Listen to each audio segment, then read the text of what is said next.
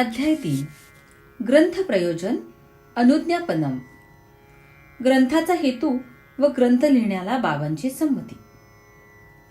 श्री गणेशाला नमस्कार असो, श्री सरस्वती देवीला नमस्कार असो, श्री गुरु महाराजांना नमस्कार असो, श्री कुलदेवतेला नमस्कार असो, श्री सीता व श्री रामचंद्र यांना नमस्कार असो, श्री सद्गुरु साईनाथांना नमस्कार असो. आता आधीच्या कथेची संगती लावतो. श्री साईबाबांनी पूर्ण आश्वासन दिले आणि म्हणाले, चरित्र लिहिण्याला माझी पूर्ण अनुमती आहे. तुम्ही आपले काम करा. मनाचे धैर्य अजिबात गाळू नका. माझ्या शब्दांवर विश्वास ठेवा आणि मनाचा निश्चय पक्का करा. माझ्या लीलांचे लेखन केले तर अज्ञानामुळे केलेल्या पापांचा नाश होईल आणि त्या भक्तिभावाने ऐकल्या तर कौटुंबिक काळजा व यातायात यांची आठवण राहणार नाही. श्रवणरूपी सागरावर भक्तिप्रेमरूपी अमृताच्या लाटा उठतील आणि त्यात बुडी मारली तर वरच्यावर उपदेशरूपी रत्ने हातात येतील. हे ऐकून माझ्या मनातील शंका दूर झाली आणि साईंच्या चरणांना मी हर्षाने वंदन केले. मग आठवेल तसे चरित्र लिहिण्यास सुरुवात केली. बाबांच्या ओठांवर हे शब्द येताच मी पक्के ध्यानात ठेवले की ही गोष्ट नक्कीच घडून येणार. मी मात्र मेहनताण्याशिवाय सक्तीने कामास लावलेला हमाल असेन. पहा, श्रीहरीची लीला किती न कळणारी आहे. त्याच्याशिवाय ती दुसऱ्या कोणालाच कळत नाही. श्रुती, धर्मशास्त्रे व वेद मुके झाले आणि कोणाला पत्ता लागला नाही. शास्त्र विशारद, वेदवादी, प्रज्ञावंत पंडित व एखाद्या विषयाची सिद्धता करण्यासाठी घट, पट इत्यादी उदाहरणांनी वितंड वाद माजवणारे वगैरेंच्या नादी लागू नका. श्रीहरी आपल्या भक्तांचा खेळ आहे. भोळ्या भाबड्यांचा भुकेला आहे आणि प्रेमाकरिता सर्वस्वी अधीन होणार आहे. परंतु भक्तीचे ठोंग करणाऱ्या करिता तो सदा सहसा न भेटणार आहे. यातच तुमचे कल्याण आहे आणि माझ्या अवतार कार्याची सफलता आहे. पहा, माझे तर पुन्हा पुन्हा हेच सांगणे आहे आणि याचीच मला काळजी आहे. श्यामा, आणखी एक गोष्ट सांगतो. माझे नाव जो प्रेमाने घेईल त्याच्या सर्व इच्छा मी पुरवीन आणि भक्ती वाढवीन. मग माझे जो चरित्र किंवा माझा महिमा कौतुकाने गाईल त्याचे मी मागे पुढे चहूकडे उभाच राहीन. जे जे भक्त माझ्याकरिता जीव की प्राण टाकून माझ्यात रममाण होतात त्यांना या कथा ऐकून आनंद होणे साहजिकच आहे. परंतु दुसऱ्या कोणीही माझे कीर्तन केले तर मी संपूर्ण आनंद देईन आणि सदा सुख समाधान देईन. हे माझे सत्य वचन आहे. असा विश्वास ठेवा. जो मला अनन्यपणे शरण येईल, जो विश्वासयुक्त माझे भजन करील आणि माझे चिंतन व स्मरण करील त्याचा उद्धार करणे माझे ब्रीद आहे. ज्याच्या हृदयात सदा सर्वदा माझे नाम, माझी भक्ती, माझे दप्तर, माझी पोथी व माझे ध्यान असते त्याला विषयांची आठवण कोठून येणार. माझ्या कथा फक्त श्रवण केल्या तरी रोग बरे होतील. माझ्या भक्तांना मी मृत्यूच्या दाढेतून ओढून काढीन. माझ्या कथा लक्ष देऊन ऐका. त्यावर पूर्ण मनन करा. मननानंतर त्यांचे निधिध्यासन करा म्हणजे समाधान पावाल. अहम सोहम विरून जाईल. श्रोत्यांचे मन एकनिष्ठ परिपूर्ण श्रद्धेने उन्मन परमेश्वराच्या चिंतनात निमग्न होईल आणि चित्त दाट चैतन्याने भरून निघेल. साई साई असे नामस्मरण कलियुगानुसार उत्पन्न होणाऱ्या सर्व दुष्ट वासना जाळून टाकील आणि एक लोटांगण घातले असता बोलण्याने किंवा ऐकण्याने झालेल्या पापांचा नाश होईल. ग्रंथ लिहिण्याचे कार्य काही साधारण प्रतीचे नव्हते, तरी बाबांची आज्ञा मी नम्रपणे मान्य केली. बाबांसारखा उदार दाता असताना मी का हीन दीन व्हावे? कोणाकडून देवळे बांधून घेतली, कोणाला कीर्तने करण्यात रंगून जाण्यास लावले, कोणाला तीर्थयात्रेला धाडले, तर मला लिहायला बसविले.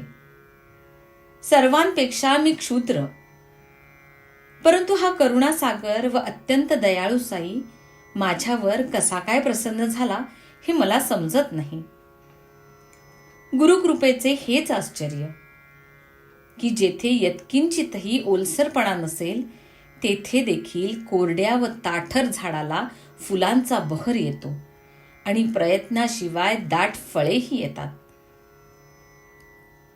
पुढे कोणी मठ बांधतील, कोणी देवालये किंवा घाट बांधतील. आपण हा चरित्रपाठाचा सरळ मार्ग अवलंबूया. कोणी सन्मानपूर्वक पूजा करतात, कोणी हलक्या हातांनी पाय रगडतात, तर मला वाटले गुणसंकीर्तन करावे. कृतयुगात परमेश्वराचे ध्यान करून जे प्राप्त होते, त्रेतायुगात यज्ञ करून जे प्राप्त होते, द्वापार युगात पूजा करून जे प्राप्त होते, ते सर्व कलियुगात गुरुभजनाने व भगवंताचा नामघोष करण्याने प्राप्त होते. मी उघड उघड योग्यता नसलेला आहे. माझ्याकडे गठ्ठाभर चिंध्या आहेत, परंतु एकही धड नाही. माझ्याकडे पुष्कळ विषयांची अर्धवट माहिती आहे, पण त्यातील एकाचीही परिपूर्ण माहिती नाही. मग असे हे अवजड व अवघड कार्य मी हाती का घ्यावे?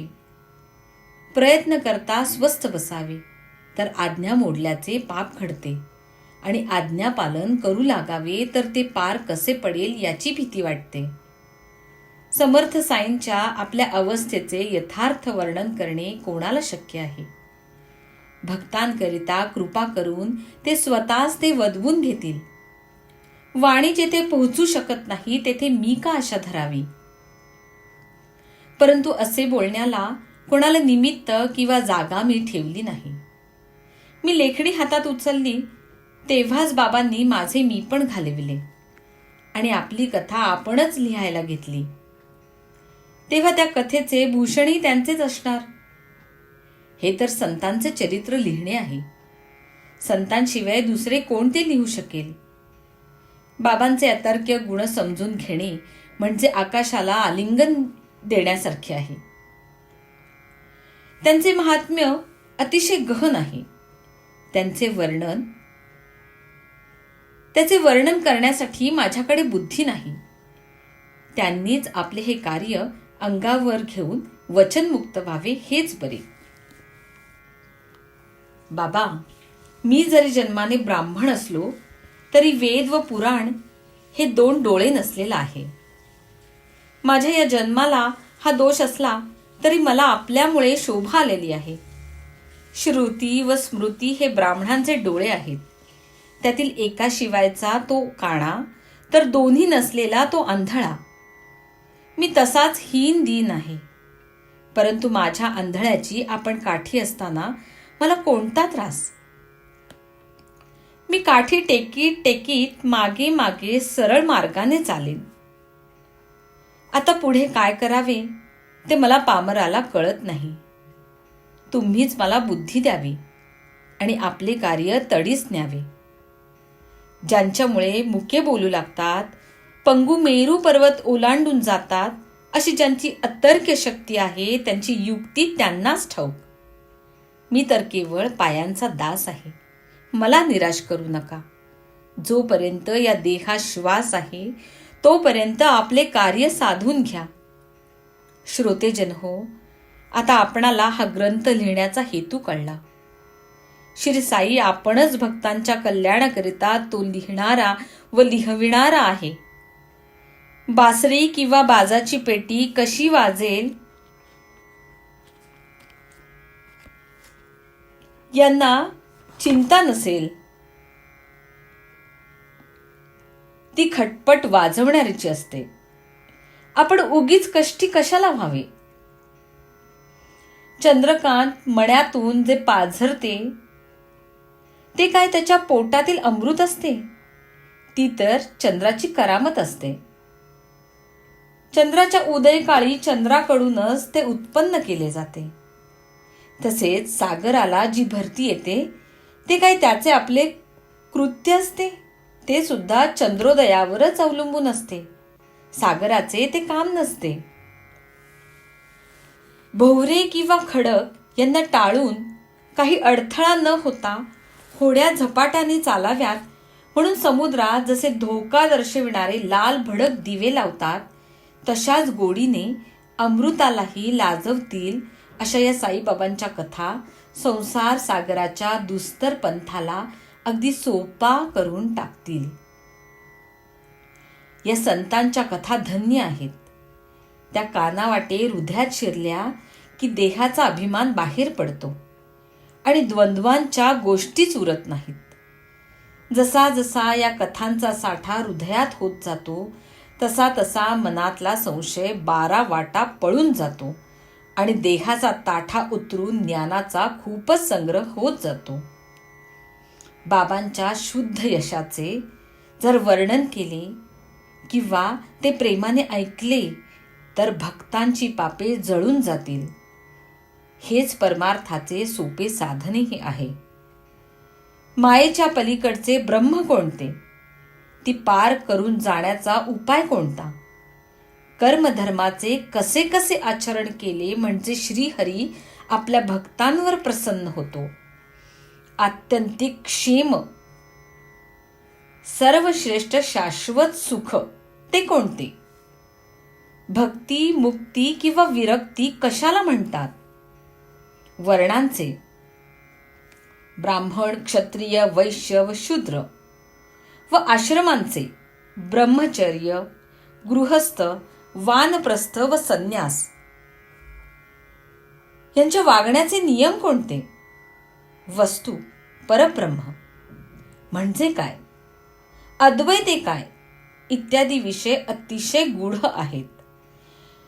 त्यांची ज्यांना गोडी असेल त्यांनी आपली हौस पुरवण्यासाठी ज्ञानेश्वर, एकनाथ वगैरेंनी रचलेले विविध प्रकारचे ग्रंथ चातुर्य किंवा प्रावीण्य मिळवण्याचे सुख प्राप्त करण्यासाठी वाचावेत. कृतयुगात शमदम, मनोनिग्रह व इंद्रिय निग्रह, त्रेतायुगात अजन, यज्ञयाग, द्वापार युगात पूजन, तर कलियुगात नामकथा कीर्तन हे परमार्थ साधण्यासाठी सोपे साधन आहे. ब्राह्मण वगैरे 4ही वर्णातील सर्व व्यक्तींना गुरुच्या कथा ऐकणे हे साधन आहे. मग त्या व्यक्ती स्त्री असो, क्षुद्र असो किंवा चांडाळ वगैरे अगदी नीच जातीच्या असोत, तर सर्वांना एकच साधन आहे. ज्याच्या पदरी पुण्य असेल तोच या कथा ऐकू शकेल. कोणाला झोपेची लहर आली तर श्रीहरी त्यांना जागे करेल. सतत विषयांचा भोग मिळावा असे ज्यांना वाटत असेल आणि तो न मिळाला तर जे मनात दुःखी होत असतील त्यांनाही हे संत कथामृत विषयांपासून सोडविल.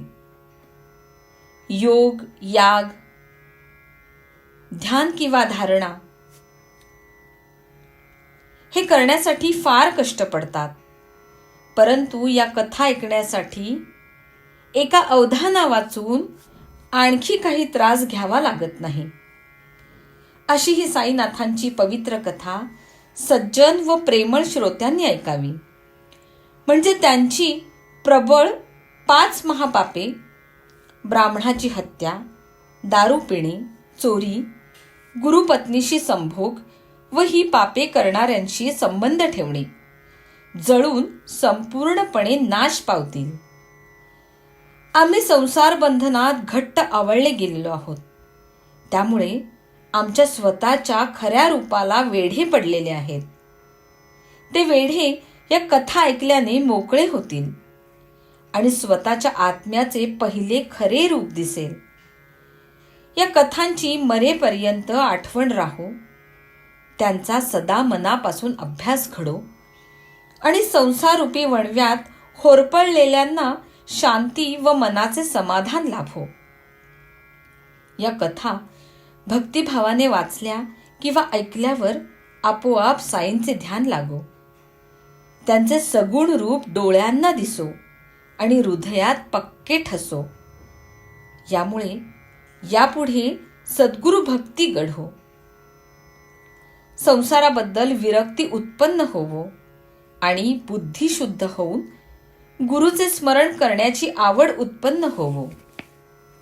असाच मनात विचार करून साईनाथांनी कृपा करून मला फक्त नावासाठी पुढे करून स्वतःच हे ग्रंथ लिहिण्याचे काम केले. गाईच्या कासेला फुगून ताण बसलेला असला तरी वासराशिवाय दुधाचा पान्हा ती सोडत नाही. ही जशी गाईची उपजत सवय असते तशीच साईनाथांचीही आवड आहे. माझ्या इच्छेनुसार चातकरूपी माझ्यावर ही ढगरूपी माऊली वर्षाव करील आणि माझी छोटीशी उत्कट इच्छा भागवून भक्तांनाही भरपूर समाधान देईल. भक्तीचे व प्रेमाचे कौतुक काय वर्णावे. आईलाच बाळाची भूक लागते आणि त्याने तोंड पुढे केले नसले तरी ती आपल्या स्तनाचे टोक त्याच्या तोंडात घालते. तिचे हे व्यर्थ त्रास करून घेणे कशासाठी असते हे कोणालाच कळणार नाही. लेकराला तर त्याची जाणीवच नसते. आईशिवाय न मागता दुसरे कोण दूध प्यायला देईल. बालकाला आई दागिना घालते. त्याचे मर्म बालकाला कळत नसते. त्याचे कौतुक फक्त आईलाच माहिती असते. आपल्या सद्गुरूचेही काम तसेच असते. माझ्या बाळाचा हा हट्ट व सुख सोहळा कोण पुरवील. आईशिवाय कोणाला कळकळ असेल. तिच्यासारखी माया क्वचितच कुठे सापडेल. चांगल्या आईच्या पोटी जन्माला येणे हे महाभाग्याचे ईश्वराचे देणे लागते. ती दुःख सोसून बाळाला जन्म देते. याची बाळाला कधी कल्पना देखील नसते. या संबंधाने बाबा आणखी काही शब्द बोलले त्यात ऐकवितो. सज्जन श्रोत्यांनो, आपण काळजीपूर्वक लक्ष द्या. सन 1916 साली माझी सरकारची नोकरी पूर्ण झाली. यथायोग्य पेन्शन बसली आणि शिर्डीला जाण्याची वारी आली. गुरुपौर्णिमेचा तो दिवस होता आणि भक्त मंडळी गुरुपूजेसाठी जमली होती. त्या प्रसंगी अण्णा चिंचणीकरांनी आपणहून बाबांना कशी विनंती केली आणि माझी कशी शिफारस केली ते ऐका. अण्णांना माझी मोठी काळजी म्हणून ते बाबांपुढे अजिजी करू लागले. बाबा, यांच्या वाढत्या संसारासाठी यांच्यावर कृपा करा की, दुसरी नोकरी लावा की. ही पेन्शन त्यांना कशी पुरी पडेल, यांची चिंता टळेल, असे काहीतरी करा की. त्यावर बाबांनी उत्तर दिले, त्याला मिळेल नोकरी. त्याने आता माझी चाकरी करावी, म्हणजे संसारात सुख लाभेल. त्याची ताटे सदा भरलेली असतील, मरेपर्यंत कधीही रिकामी नसतील. भावभक्तीने मतपर होता सर्वदा याची संकटे दूर होतील. काहीही केले तर काय बिघडेल, असे जे लोक म्हणतात ते चळले आहेत. धर्मशास्त्रात सांगितलेले वागणे ज्यांनी सोडले आहे त्यांना आधीच टाळावे. समोरून येत असेल तर बाजूला जावे. त्यांना महाभयंकर समजावे. वेळ पडल्यास थोडा त्रासही भोगावा, पण त्यांच्या छायेसही राहू नये. चांगले वर्तन न ठेवणारा, चारित्र्य भ्रष्ट झालेला, कोणत्याही गोष्टीचा नीट अभ्यास न करून निश्चय करणारा, धर्माचार व विधी न पाळणारा आणि अनुकूल प्रतिकूल यांचा विचार न करणारा जो असेल तो आपले कल्याण कसे साधू शकेल. विशेष ऋणानुबंधाशिवाय कोणीही आपल्यापाशी येत नसते. म्हणून कुत्रे, डुक्कर किंवा माशी जरी असली तरी कोणालाही हडहड करू नये.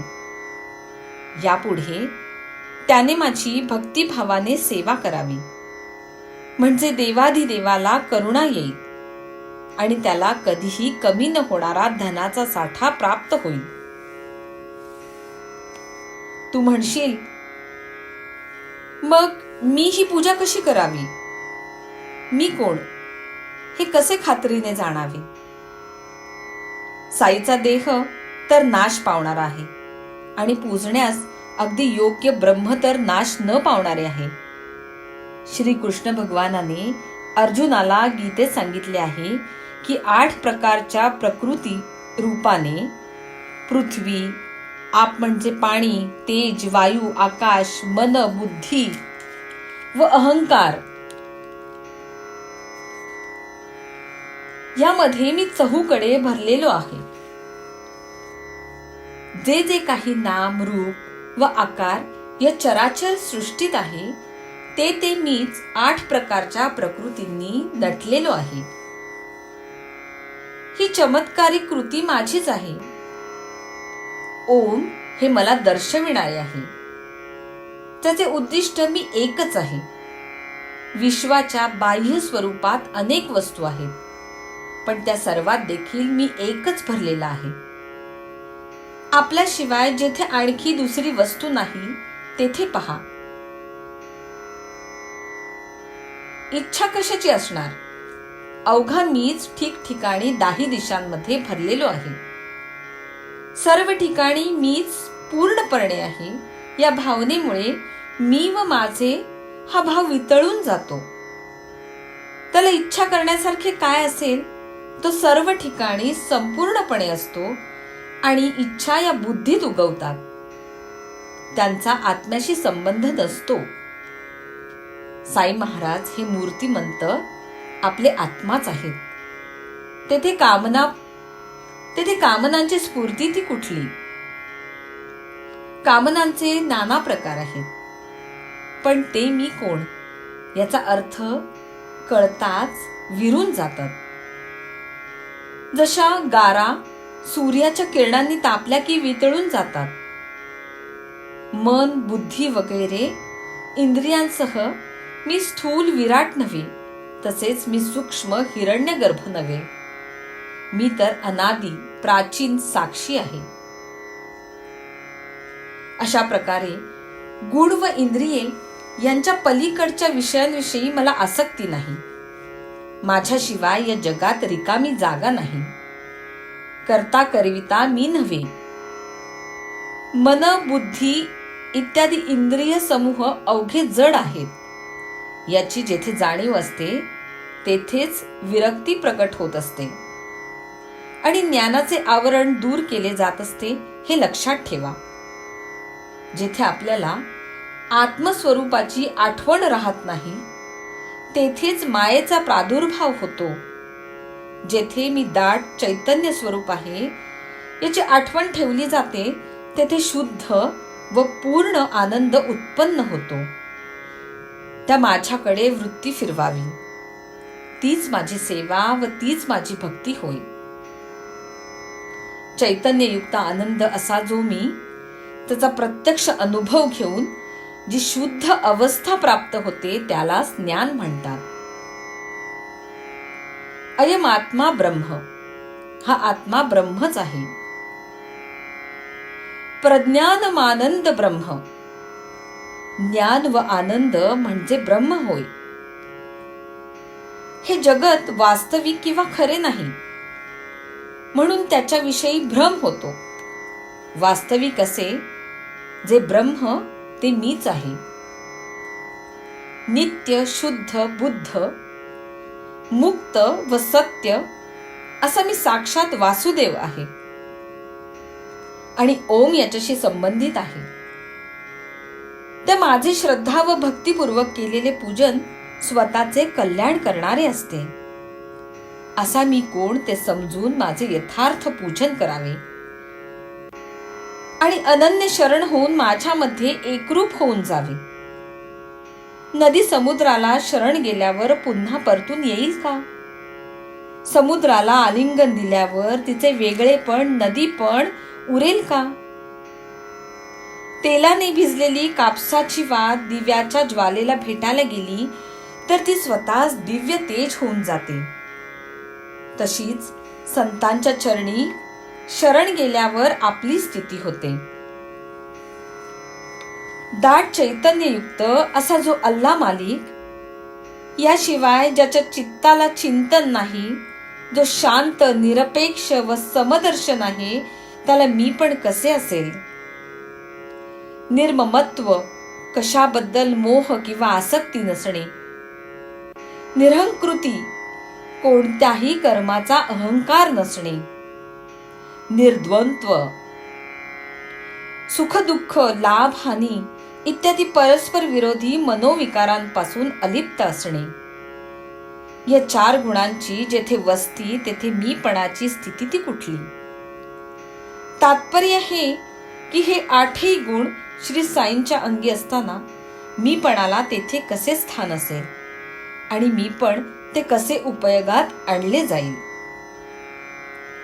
ज्याचे मीपण सर्व विश्वात भरलेले आहे, त्याचेच माझे मीपण एक लहानसा तुकडा आहे. ते साई चरणी समर्पण करणे हीच माझी संपूर्ण सेवा आहे. श्रीमद भागवत पुराणात भगवंताचे वचन आहे की जो माझी सेवा करतो, माझे भजन करतो व मला अनन्यपणे शरण येतो, तो माझ्याशी एकरूप होतो. कीटकीला भ्रमराचे ध्यान असते, त्यामुळे तिला भ्रमर पण लागते. तसेच शिष्याचे असते. शिष्याने आपल्या गुरुची भक्ती केली की तो आपल्या गुरुसारखा होऊन जातो. सारखा या शब्दाने जे वेगळेपण मनाला येते, तेही गुरुला एक क्षणही सहन होत नाही. गुरुला शिष्याशिवाय गुरुत्व नाही आणि शिष्यत्व गुरुत्वाहून वेगळे नाही. असो, ज्याची पूजा करण्याची आज्ञा केली तो मी साई कोण याची व्याख्या केली. ती दृढ करण्यासाठी एक गोष्ट आठवली आणि ओघाने आली ती सांगतो. एकदा शिर्डीला एक रोहिला आला आणि बरेच दिवस तिथे राहिला. त्याला बाबांच्या गुणांचा मोह पडला आणि तो बाबांवर प्रेम करू लागला. शरीराने एखाद्या रेड्यासारखा लठ्ठ व स्वैर वर्तन करणारा तो कोणाला जुमानत नव्हता. अंगात पायघोळ कफनी घालायचा आणि मशिदीत राहायचा. दिवस असो की रात्र, मशिदीत असो की चावडीत असो, मोठ्या आवाजाने, अतिशय उल्हासाने व लहर येईल तेव्हा कलमे तो वाचत असे. साई महाराज शांतीचा पुतळा होते, परंतु गावातील लोक फार कंटाळले. त्याची मध्यरात्रीही बडबड चाले आणि सगळ्यांच्या झोपेला अडथळा होत असे. दिवसा उन्हात तान्हात शेतात किंवा रानात खपावे आणि रात्री झोपही शांतपणे नाही म्हणून लोक अत्यंत त्रासले. बाबांना नसेल त्रास होत, परंतु लोकांना तर ती मोठी पीडा होती. रात्री सुखाची झोप न मिळाल्याने त्यांना रोहिल्याचा संताप आला. त्यांना इकडे आड तिकडे विहीर, कुठवर धीर धरावा. रात्रंदिवस ही किरकिर. काय करावे याची त्यांना मोठी फिकीर पडली.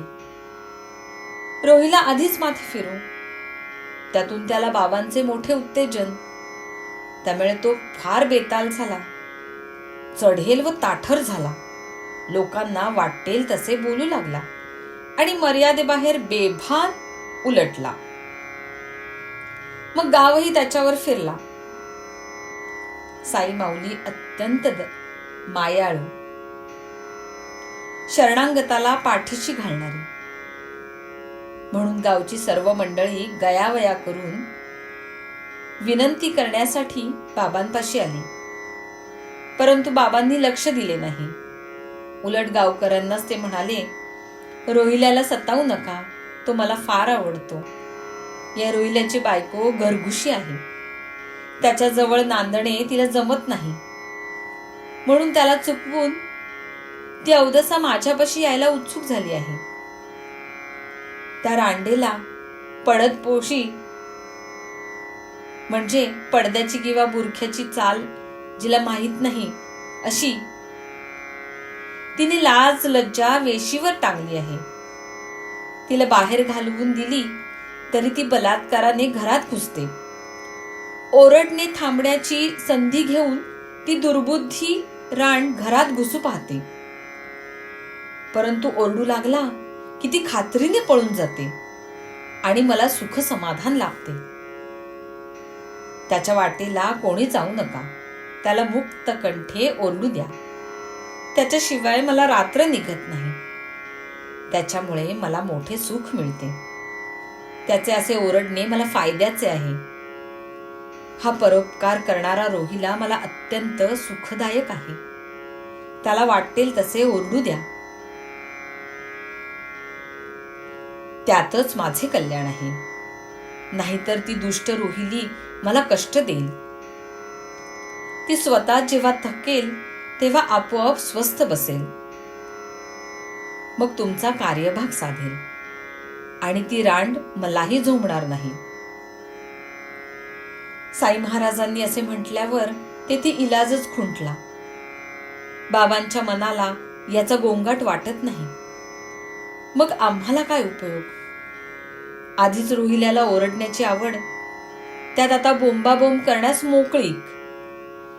घशाला कोरड पडेपर्यंत कलमे पडण्याचा ताळतंत्राशिवायचा झपाटा त्याने लावला. सर्व लोक आश्चर्य करू लागले की केवढे बाबा क्षमाशील, की ज्या ओरडण्याने डोके उठावे त्याने ते तल्लीन होतात. काय भयंकर ती ओरड! घशाला कोरड कशी पडत नाही. बाबांचा मात्र एकच आग्रह, त्याला दरडावू नका. रोहिला दिसायला वेडापीर होता, तरी त्याला बाबांबद्दल अत्यंत आदर होता. आपल्या धर्माप्रमाणे मोठ्या आनंदाने तो कलमे पढत असे. वाणी हळुवार किंवा मोठी हा विचार भक्ताच्या पोटी नसतो. तो स्फूर्ती येईल त्याप्रमाणे उठल्या सुटल्या हरिनामाचा गजर करीत सुटतो.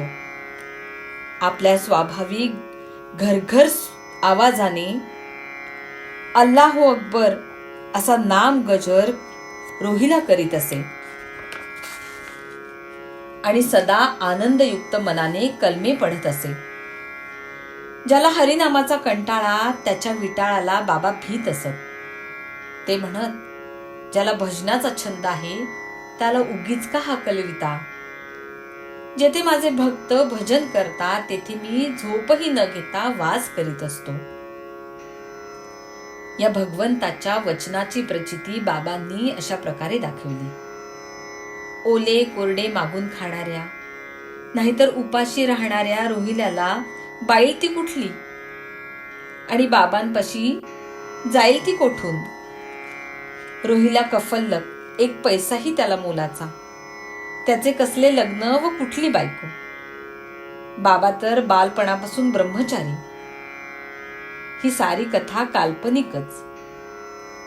रोहिला घसाफोड करीना का कलमे ऐकून बाबांना संतोष होत होता.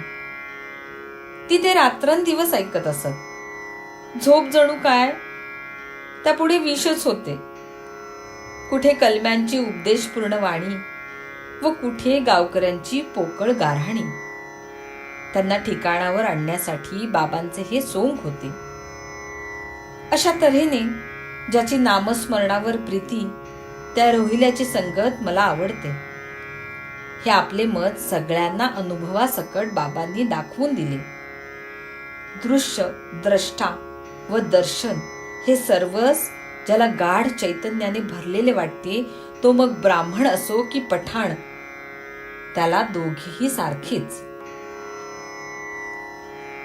एकदा दुपारी मशिदीत आरती होऊन मंडळी आपापल्या घरी परत जाण्यासाठी निघाली असताना बाबांच्या मुखातून जी वचनावली निघाली ती ऐका. तुम्ही कुठेही असा, काहीही करा, परंतु एवढे मात्र सदा लक्षात ठेवा की तुमच्या कृतीच्या सविस्तर जशा घडल्या तशा खबरा मला सतत कळत असतात. असा जो माझ्याबद्दलचा अनुभव तुम्हाला येतो तो मी सर्वांच्या अगदी जवळचा, सर्वांच्या हृदयात वास करणारा, सगळीकडे जाऊ शकणारा असून सर्वांचा स्वामी आहे. सर्व सजीव व निर्जीव सृष्टीला आत व बाहेर व्यापून मी उरलो आहे. ही सगळी ईश्वराने पूर्वी करून ठेवलेली योजना आहे आणि त्याचा मुख्य चालक मीच आहे. मी सगळ्या चराचर सृष्टीचा उत्पन्न करता आहे आणि तिन्ही सत्व, रज व तम या गुणांची सारख्या प्रमाणाची अवस्थाही मीच आहे. मीच सर्व इंद्रियांना चालवणार आहे आणि करता, धरता व संहर्ताही मीच आहे.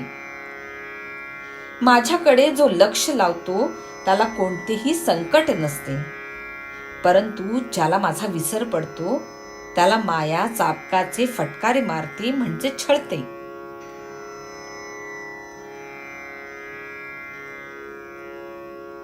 जे जे काही दिसते ते ते माझे स्वरूप आहे. लहान किडा, मुंगी, रंक म्हणजे दरिद्री किंवा भूप राजा असो, हे मापता न येणारे स्थावर व जंगम विश्व साईंचेच आपले रूप आहे. काय मौजेचा हा इशारा. संत व ईश्वर वेगळे नसतात. विश्वातील चराचरांना निपक्षपातीपणे उद्धार करण्यासाठी त्यांचा अवतार असतो. ज्याला गुरुपदी एकजीव व्हायचे असेल त्याने गुरूंच्या गुणांची गीते गावीत अथवा गुरुच्या कथांचे कीर्तन करावे किंवा त्या भक्तीने श्रवण कराव्यात. साधकाने अशा प्रकारे ऐकल्या तर ऐकणारा व ऐकण्याचा विषय यांच्यातील वेगळेपणा वितळून जाईल आणि गाढ चैतन्य प्रकट होऊन साधकाचे मन परमेश्वरात मग्न होईल. संसारात गढून गेले असताना यत्किंचितही प्रयत्न करता संत कथा जर कानावर नुसत्या पडल्या तरी त्या स्वभावताच कल्याण करतात. मग त्या भक्तिभावाने श्रवण केल्या तर केवढे श्रेय हाताशी येईल. याचा आपल्या हिताकरता श्रोत्यांनी मनात विचार करावा. याने गुरुचरणी प्रेम जडेल आणि क्रमाक्रमाने अतिश्रेष्ठ सुखाची प्राप्ती होईल. आणखी दुसऱ्या कुठल्या निष्ठेची किंवा नेमधर्माची जरूर पडणार नाही आणि मोठे हित साधले जाईल. मनाचा जर असा निश्चय केला तर कथा ऐकण्याचा छंद वाढेल, विषयांचे बंधन सहज सुटेल आणि परमानंद प्रकट होईल.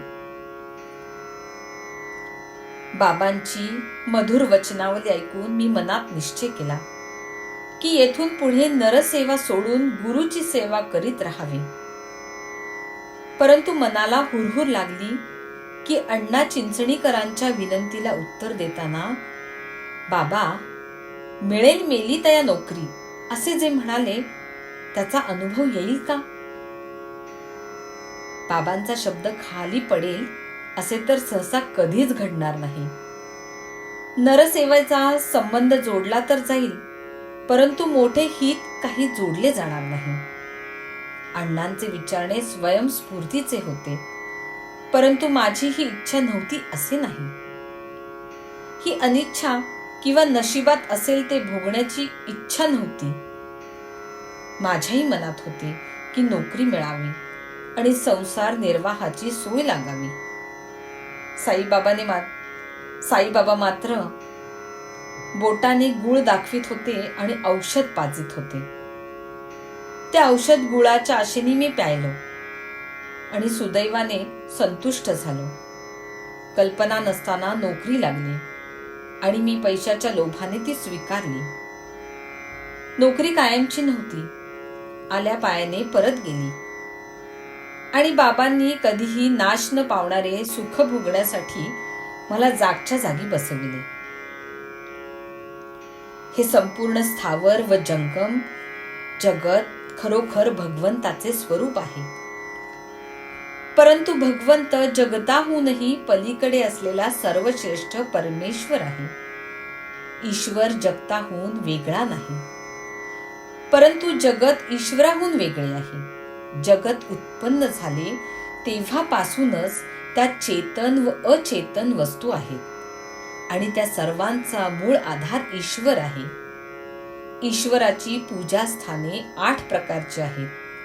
प्रतिमा, स्थंडिल म्हणजे यज्ञ, होम इत्यादींकरिता केलेला मातीचा ओटा, अग्नी, तेज, सूर्यमंडळ, उदक म्हणजे पाणी, द्विज म्हणजे ब्राह्मण व गुरुदेव, अशी ती भिन्न भिन्न प्रकारची आहेत. पण या सर्वांच्या तुलनेत गुरुदेव हे सर्वश्रेष्ठ आहेत.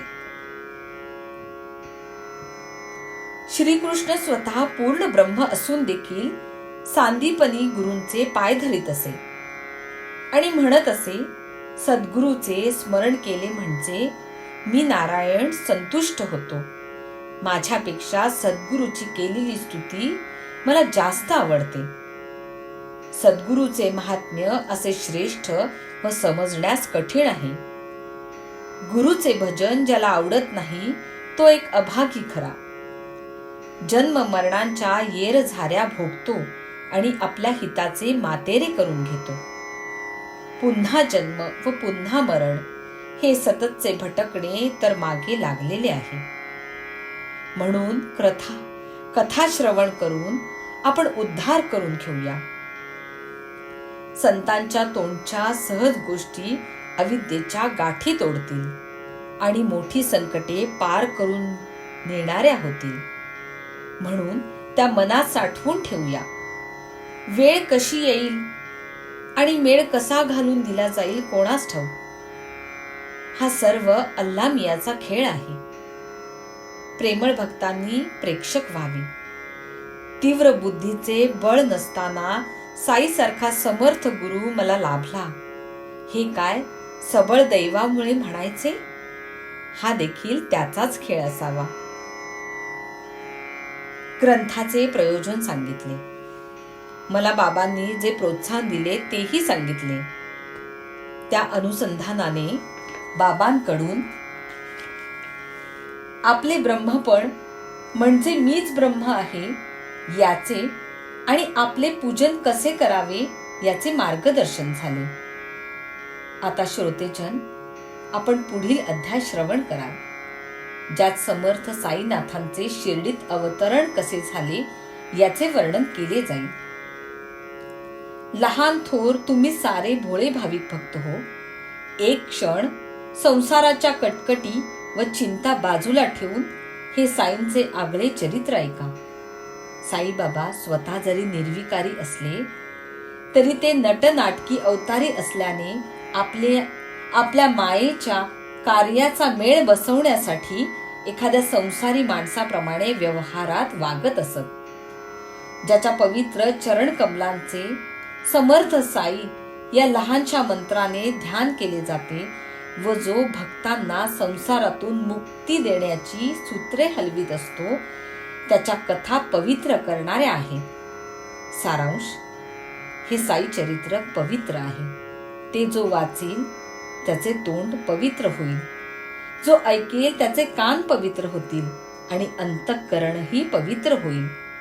या कथा प्रेमाने श्रवण केल्या तर भवदुःखाचे हरण होईल.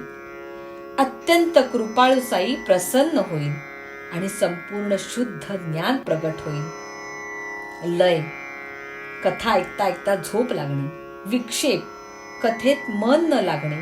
कषाय, कथा ऐकताना तिन्ही गुणांच्या क्षोभांचे मिश्रण होऊन डोळ्यांपुढे ईश्वराचे सगुण किंवा निर्गुण स्वरूप न दिसता निळे पिवळे रंग दिसणे व रसास्वाद, कथेतील स्त्रियांच्या हावभावाचे, नेत्र कटाक्षांचे व शृंगाराचे वर्णन ऐकण्याकडेच लक्ष असणे, हे कथा श्रवणाला नुकसान करणारे आहे.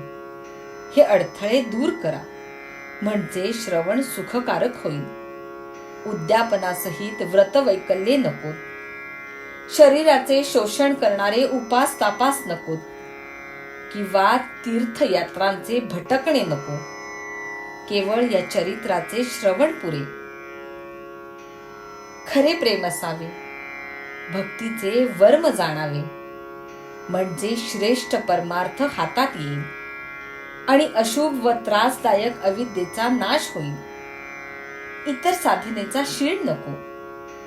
हे साई चरित्रच ऐकूया आणि संचित व क्रियमाण पुढील जन्मात भोगायला लागणाऱ्या सुख दुःखरूपी फळांचे कारण अशा चालू जन्मातील बऱ्या वाईट कृती थोडेही शिल्लक न ठेवूया. कंजूष माणूस कुठल्याही कामधंद्यात गुंतलेला असला तरी जसा त्याच्या चित्तासमोर पुरून ठेवलेला धनाचा साठा रात्रंदिवस दिसतो, तसा आपल्या मनात साई दिसला पाहिजे.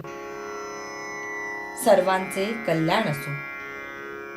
अशा प्रकारे संत व सज्जन यांनी प्रेरणा केलेल्या भक्त हेमाडपंत यांनी रचलेल्या श्री साई समर्थ यांच्या सत्यचरित्राचा ग्रंथ प्रयोजन अनुज्ञापनम नावाचा 3रा अध्याय समाप्त झाला. श्री सद्गुरु साईनाथांना अर्पण असो. सर्वत्र मंगल असो.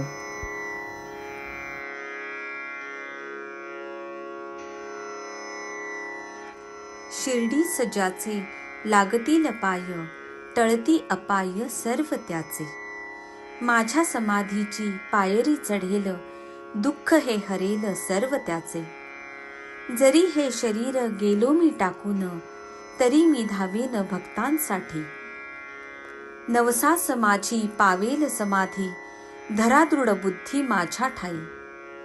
नित्य मी जिवंत जाणा हेची सत्य, नित्य घ्या प्रचित अनुभवे. शरण मज आला आणि वाया गेला, दाखवा दाखवा ऐसा कोणी. जो जो मज भजे जैसा जैसा भावे, तैसा तैसा पावे मीही त्यासी. तुमचा मी भार वाहीन सर्वथा, नव्हे हे अन्यथा वचन माझे. जाणा येथे आहे सहाय्य सर्वांस, मागे जे जे त्यास ते ते लाभे. माझा जो जाहला काया वाचा मनी, तयाचा मी ऋणी सर्व काळ. साई म्हणे तोची तोची झाला धन्य, झाला जो अनन्य माझ्या पायी.